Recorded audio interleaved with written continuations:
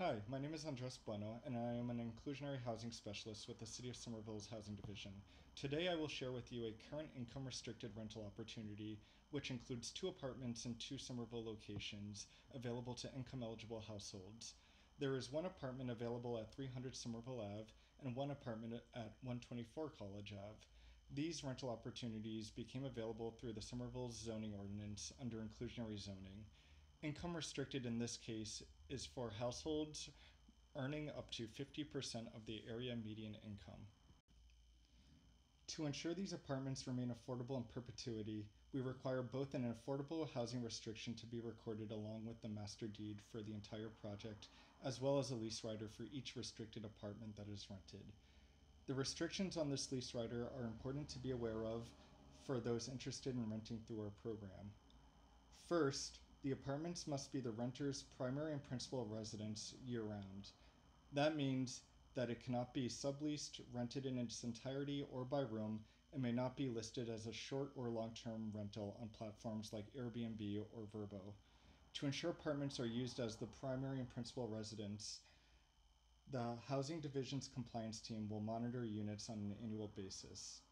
In the months prior to a lease expiring, the compliance team will work with households to complete an annual income recertification to ensure continued income eligibility and to ensure that the correct rent is set in the new lease according to the recertification.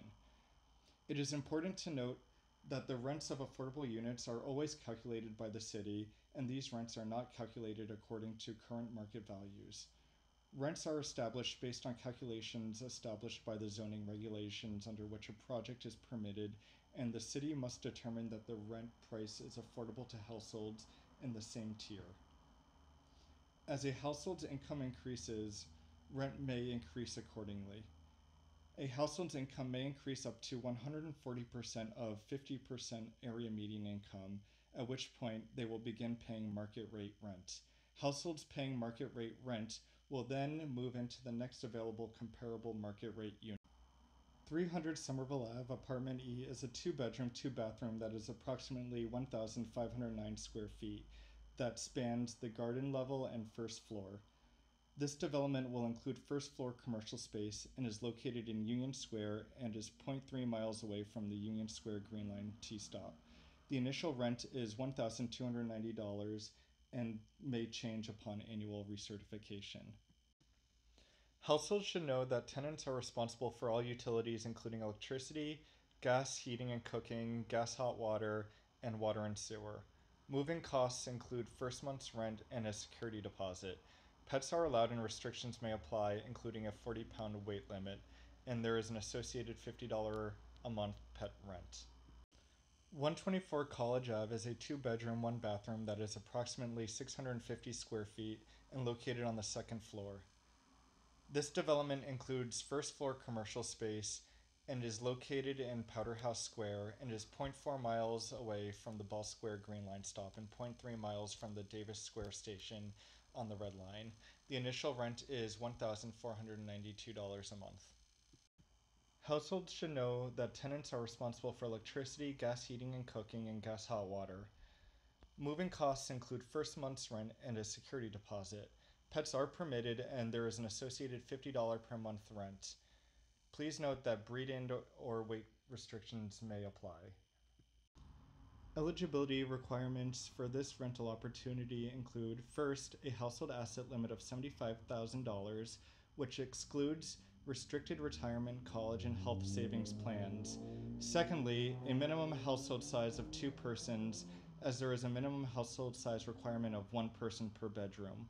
1-person households may apply for a second bedroom if there is a reasonable accommodation that necessitates a second bedroom, such as to store medical equipment.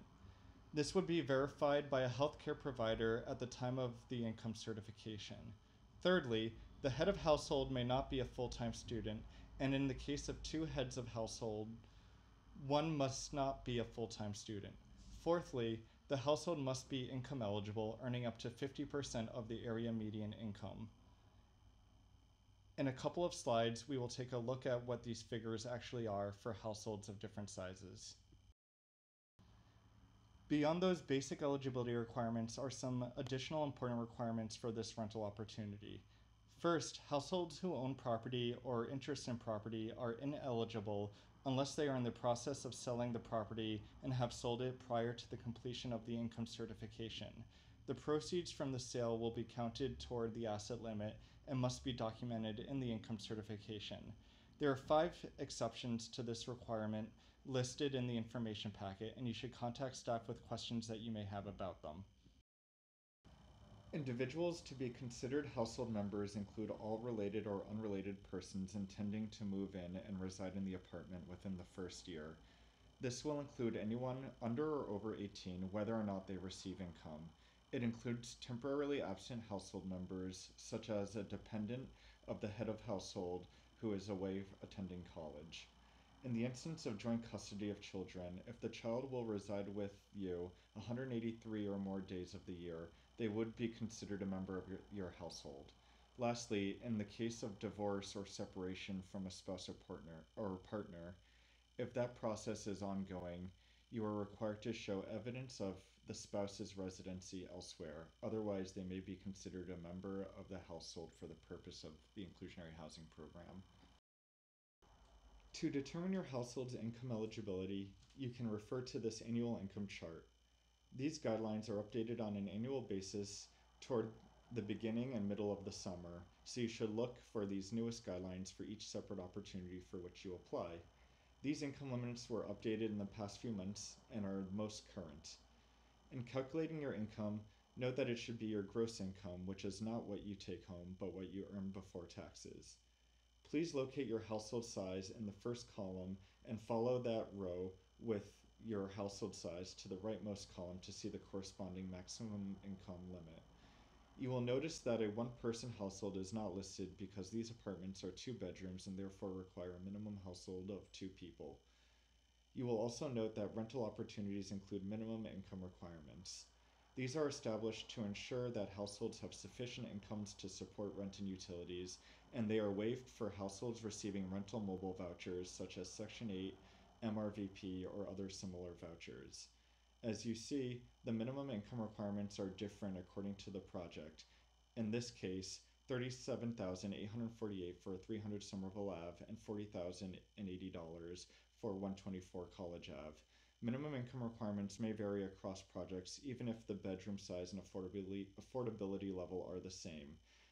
This is because there are differences between projects such as the utilities for which tenants are responsible. Therefore, to be eligible, a household's income must be between the minimum income and maximum income. Again, minimum income requirements are waived for households receiving rental vouchers. When we talk about income counted in certifications for this program, we refer to all income received by members of the household, monetary or otherwise, even if that member of the household is temporarily absent. You should take into consideration any anticipated income, as income is calculated looking at the next 12 months following your income certification. We also count interest accrued from assets to which any member of the household has access, including joint accounts, if those accounts are worth $5,000 or more. It is your responsibility to divulge your income and changes in your income accurately. So if you are unsure of how to count your income or of which tier your income will be, please reach out to the inclusionary housing team and we will help you review your income and asset documentation. Here you'll see some examples of different types of income and assets, and it's important to talk about these forms of income and assets as they're sometimes forgotten. Again, you should consider all income that you anticipate to receive within the next 12 months. What comes to mind for many when they hear income are wages or salary from employment. Also included as income is unemployment, Social Security, or disability benefits, and child support, even if the provider of child support is in arrears or has fallen behind on payments. Self-employment is also considered income, even if it's an unreliable source of income or you're not paid on a regular basis. It would need to be reported at your income certification. Gig work, fundraising events, or accounts such as GoFundMe, the selling of art, or profits from a yard sale are all forms of income, as well as interest or dividends from assets at or in excess of $5,000. Besides a standard savings or checking account, assets also may include mutual funds, investment accounts, and retirement accounts, plus any cryptocurrency you hold and any apps such as the Cash App, Venmo, PayPal, or Robinhood. We also require a certification of your cash on hand, which should have been disclosed in your application. Please note that you must provide documentation of all accounts that may hold currency in it, even if the current balance is $0. This includes all accounts in the USA or abroad, and joint or shared accounts that any household member has access to, even if someone from outside your household accesses that account or has access to that account as well. Here are some questions we will be taking into consideration during your income certification and things you should take into consideration as well, such as will there be any changes in employment or income during the next 12 months, which can include raises, commissions, loss of employment, changes in hours, new employment, seasonal income, which can also include considering overtime during holidays or other times of the year, gain or loss of clients or contracts. You should also consider pay frequency, whether it is weekly, bi-weekly, monthly, when calculating your income. Next, you should review your federal tax returns for all household members. During the income certification, we require that all household members submit federal tax returns for 2022, including all pages, schedules, and W-2s. Again, please disclose any known and/or anticipated changes in income over the next 12 months. Once you have reviewed all the previous information, you can calculate your household's gross pre-tax income. We provide a page in our application packets that can be a helpful tool in doing this. Households who currently live in Somerville or physically work full-time in Somerville, 32 hours or more per week, are eligible for a local preference in a lottery. Preferences increase a household's likelihood of being at the top of a wait list through a lottery drawing. For example, if 5 people apply with preferences and 5 don't, the 5 households with preferences will be in positions 1 through 5 on the lottery waitlist in the order drawn. The households without a preference will be positioned 6 through 10 in the order drawn on the lottery waitlist. Households will self-report preference eligibility in the application. This will be verified at the time of the initial income certification, and verification must be dated within 30 days of the start of the income certification. Verification of employment within Somerville may include a pay stub, a letter from your employer, or proof of business ownership in Somerville. Please be aware that these forms of documentation must include the Somerville address at which the household member works. At times, pay stubs have a headquarters or central location located in a different city or town, in which case you need to request a written letter that includes the Somerville address. For Tufts employees, you must ensure that the location in which you work is actually within the boundaries of the city of Somerville, and you must provide a form of verification, such as a letter from your employer, that includes that Somerville address. Individuals that contract or work in co-working spaces cannot receive a work in Somerville preference, as it is not possible for us to sufficiently verify that the individual works 32 hours or more in Somerville on a weekly basis. Additionally, individuals that are employed or have been extended job offers for a not yet established business in Somerville are not eligible for preference until they are actively working 32 hours or more in Somerville and have provided verification of this.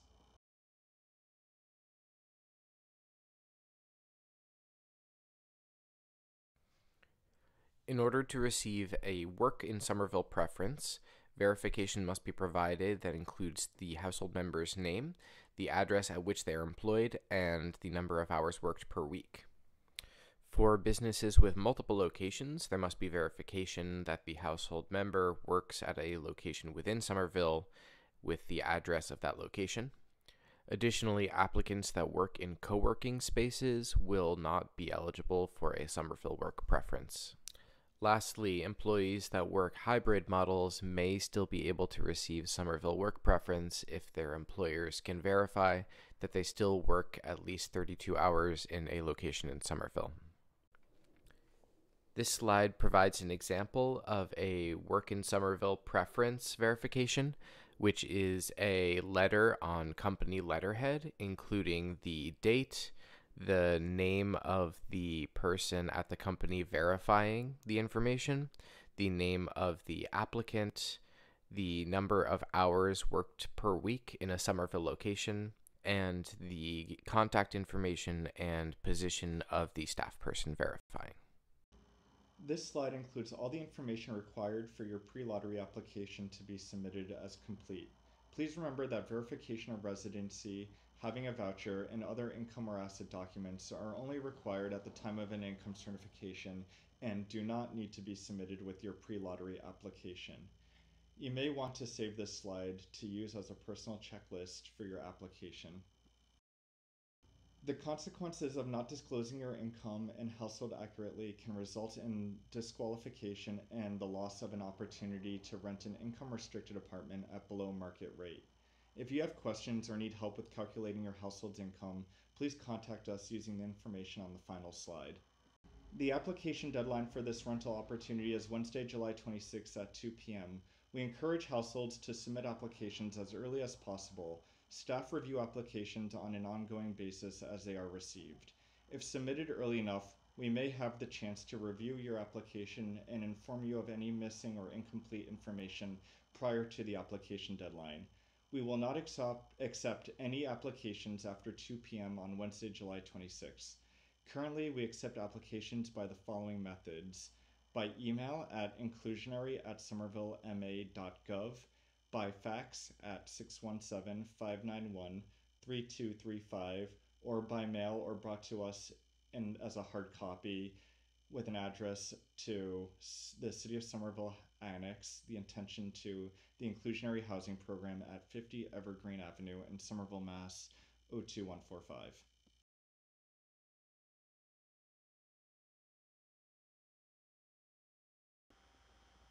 Once the deadline expires, all applicants eligible to participate in the lottery will be sorted into the relevant lottery pools. We will then assign all households with a unique identifier, which includes indicators as to the income limit, bedroom size, and local preference. For example, for applicants for 2-bedroom apartments, their unique identifier will include 2BR. For applicants for an opportunity affordable at 50% AMI, their identifier will include 50. For households with a preference, their unique identifier will include a P. Please review your unique identifier to understand which pools you've been entered into and your preference status. The video of the lottery should be viewable on YouTube within 24 hours, at which point we will have contacted the winner of the lottery for the opportunity to move forward with their income certification process. If you have not heard from us within 24 hours, you most likely were not selected at the very top of the lottery.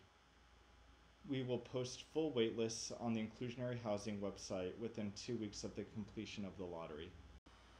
Those selected in the lottery do not have to be present at the lottery in order to claim their place at the top of the waitlist.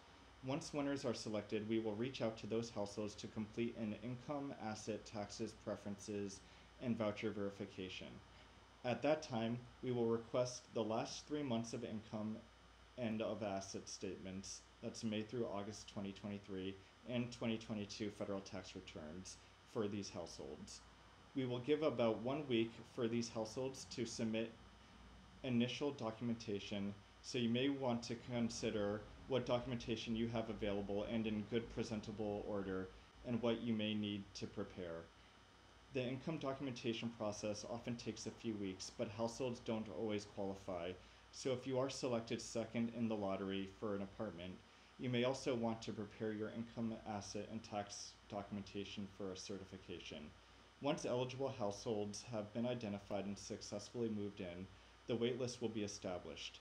Upon tenant turnover, property management will contact the next households on the top of the waitlist to determine interest and to initiate an income certification. This slide provides an overview of the occupancy process starting from the income certification phase. If you are found eligible during the income certification, you will receive a proceed letter and move forward with a rental application screening process. Do not give notice to your current property owner until 1. You have received a proceed letter from the Housing Division, and 2. You have passed a rental screening and have been offered a lease by the property management. Please make sure that you have an agreed upon move-in date before providing notice to a current property owner.